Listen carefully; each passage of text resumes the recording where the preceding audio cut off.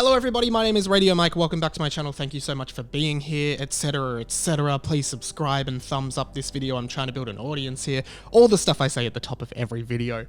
Currently on 638 subscribers, let's get me to 700, how about that? That sounds like a lot of fun. Guys, today, I want to talk about why I loved Wonder Woman 1984 and why I think it is an incredible, incredible superhero film. So I think this new entry into whatever the DC universe currently is, does it even exist anymore? Is it like a non-thing? I don't know.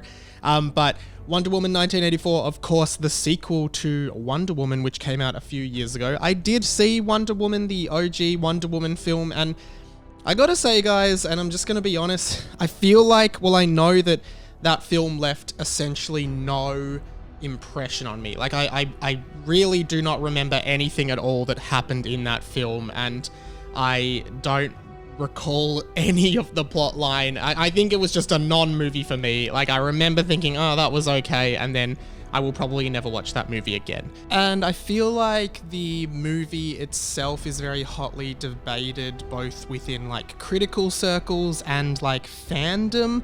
And I should just like disclose that I would not consider myself a fan of the DC universe. Like, not that I'm not a fan, but I don't particularly care very much about it. I'm happy to see the movies, but I don't really care very much about the lore or anything like that. Like, I'm really not invested in it. But when I saw the movie, I was kind of surprised that there'd been so much negative backlash about so many things, because as I said, I really liked it both as a movie, but especially as a superhero movie. I don't really know very much about the character, the villains, anything like that. So to me, I was just seeing another superhero movie and I was cool with that. So loosely, the story goes as follows. Wonder Woman is like making her way as a normal-ish person in 1984, which for people like me who try to find connections in anything, I don't think there was any connection to the George Orwell book 1984 at all, but I was trying to figure out if there would be some like underlying themes of that, but no, not really. But behind the scenes, she's kind of doing a bunch of hero work around where she's living. And you see that at the start where she saves a bunch of people who were trying to steal one of the main plot points of this movie, which is this stone that makes you be able to wish for whatever you want and it comes true. Kind of like a genie lamp like in Aladdin. 3 wishes to be exact. And ixnay on the wishing for more wishes. We are introduced to the villain of the movie, Max Lord, who is a great character because like there are so many reasons why this guy is a great character. One, he instantly reminds me of like a character like Professor Lockhart from Harry Potter and the Chamber of Secrets. Hardly any of you remember that my favorite color is lilac. Essentially just like a pompous, arrogant wanker who has a really high sense of self-esteem and portrays himself as this really confident, arsehole-y like character without realizing how much of a pompous dickhead he comes across as. I think that's a really apt description, but behind the scenes he's actually an incompetent fool who can't do anything. The reason I liked him so much was because he was so expressive, but also in the middle of the film I realized that he looks like a cross between Jeremy Renner, which at first I thought it was Jeremy Renner from the Marvel universe, which really confused me. Then I spent like 5 minutes thinking about how no, surely Jeremy Renner would have some kind of clause in his contract with Marvel that he couldn't appear in any DC films. Like, surely he must have.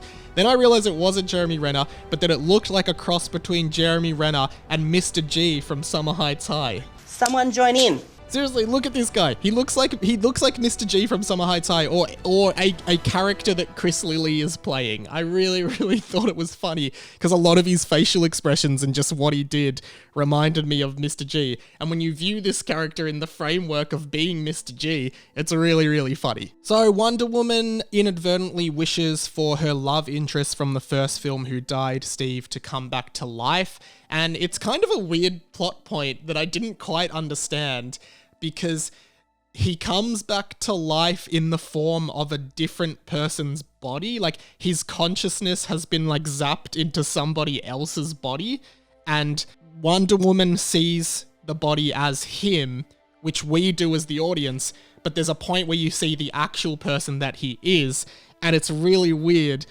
because it implies that that guy was a real living person that just had his consciousness hijacked? Like, what happened to that real guy whose life was, like, taken over by Steve? I just didn't quite understand that, and I found that very, very weird. But I was willing to look past it. Like, I was willing to suspend disbelief. Well, I guess, like, you have to suspend disbelief in a superhero film, but whatever. Anyway, everyone keeps wishing for different shit, and shit goes down, and there's a big clusterfuck, and Wonder Woman saves the day. But this is why it's a good superhero film more than anything else, right? I think in superhero fiction, which is very saturated in today's market, less so in the past 12 months, but still quite saturated. But I think superhero fiction often relies on, you know, big action sequences, big fighting sequences, which are always great, and the ones in this are really good, and Wonder Woman's powers are pretty cool, the lasso, all that stuff, all the stuff she does is really cool. She really rivals Superman. I really, really like that. But I guess what I really liked about it is that I feel like there was a greater purpose in this, in the sense that one of the tropes of superhero fiction is this idea, this Spider-Man idea of, with great power comes great responsibility. Remember, with great power comes great responsibility. And I think, like many people, I love that saying because I think it really iterates what it means to be a superhero, and just a broader statement about power in real life as well. Like, yeah, you can have a lot of power, but that comes with a responsibility to do the right thing and do the ethical thing and make the choice. And I really, really always love that. But possibly more apt and more suited to what this film's message is an episode of the teen sci-fi drama comedy weird series Misfits, a UK TV show from the early 2010s. I think it first aired in 2009 and went through to like 2013 or 14. This show was great. It was sort of this British take on what it means to be a superhero in real life. If people really got superpowers, what would it be? Kind of almost like a similar concept to The Boys, a more modern American version of this, but more set in like the poor teenagers kind of vibe, like these, you know, outer suburbs of England teenagers, as opposed to like The Boys, which is more about systematic power abuse and you know, how superheroes take advantage of their powers. This is more about like, hey, being a superhero is actually kind of shit. There's this great scene in season 3, episode 3, where we meet a comic book artist who is obsessed with superheroes. And I'll let you watch this episode for yourself. It is really, really good, but one of the main messages that he tries to iterate to the character Simon, who is trying to become a proper superhero, is that a superhero has to be prepared to die for what he believes in. A superhero has to be prepared to die for what he believes in. And I think that's a really poignant part of that series and speaks to what superhero fiction should be overall. Because I think, you know, superheroes are always trying to do what's right and what's just, and that's sort of what The Boys was satirizing in their show. Like, superheroes wouldn't do that in real life because people are fucked. And here's how I think that relates to Wonder Woman. Basically, they realize that, one, by making a wish, you begin to lose something that's important to you. So by bringing Steve back to life in the weird way that she does, she ends up starting to lose her powers, which is obviously very bad. And also, by revoking your wish, you are able to gain back what you have lost. And I think this is what spoke to me the most about it, because Wonder Woman has to make the difficult and quite heart-wrenching decision to say goodbye to the love of her life for a second time to regain her powers. And she does make that decision. And I guess in a philosophical sense, it really does speak to that thing of, with great power comes great responsibility, or a superhero has to be prepared to die for what they believe in. But I guess in this case, it's more a superhero must be prepared to sacrifice everything for the greater good, which is what Wonder Woman ultimately does in this film. She sacrifices everything for the good of the world. And I think that's what makes her a true superhero. And that's why I think this is such a great superhero story. Maybe you didn't like it as a film, I don't know, but I think as a superhero story, this is amazing. There's a really incredible score by Hans Zimmer. It really speaks to a lot of the scenes. It really makes a lot of the scenes, and I thought there was some incredible cinematography. There is also the origin story of, well, I guess the origin story of Wonder Woman's infamous invisible jet, which just reminded me of this cutaway from Family Guy. Hey there, Wonder Woman. Flying your invisible plane, I see.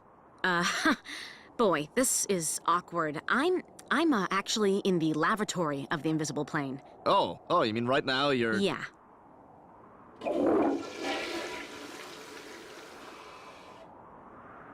So I couldn't help but notice you didn't wash your hands in the invisible sink.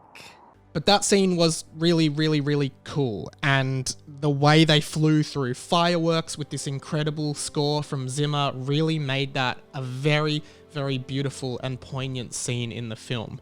Also, at the end, she, spoilers, gets the ability to fly, which was another really, really great scene in which the cinematography was great, flying through the clouds, and the music just complemented it so, so much. I also realized this movie got me thinking a lot about Harry Potter and the Chamber of Secrets, like when she made the jet invisible. It reminded me of the scene where Ron is flying the invisible flying car and the invisibility pellet breaks. I don't know why my brain is always trying to relate everything back to Harry Potter, but apparently it is. One thing that I thought was strange is like the first probably 10 to 15 minutes of this film is set in Diana, aka Wonder Woman's childhood, where she's competing for this thing and she doesn't end up being able to win because she is stopped from winning, but she would have won. And I thought that was going to become more relevant in the later in the film, like it would become more clear why they showed that, but it didn't really have a payoff, aside from the fact that it was a really cool opening sequence with some incredible cinematography again, and just a really cool thing to watch. It didn't really play into the rest of the film or matter much to the rest of the film. It just sort of was what it was, and I guess that's fine, but it would have been cool to see that come back. A lot of people have complained about the runtime of this film, but to be honest, it pretty much encapsulated me and captured my attention for the entire runtime. There wasn't a single time where I felt like I wanted the movie to be over. I genuinely was pretty happy to continue watching it and be attentive because I really, really enjoyed this film. Overall, Wonder Woman is a really good superhero story because it really encapsulates the true meaning of being a superhero, which is making personal sacrifices for the greater good. Saving the world, but not always doing what's best for yourself. Sometimes having to give things up that are dear to you in order to do something for the greater good. And yeah, I think that's why I loved this film so much. So, I'm happy to hear your thoughts as well. Leave them down in the comments. Give this vid a thumbs up. I do pop culture videos like this all the time, just discussing films, games, TV shows, music, whatever it might be. And I also do a couple podcasts on my channel, which you can check out as well. Subscribe. Thanks for watching. I'll see you in another vid. I will catch you later. Goodbye.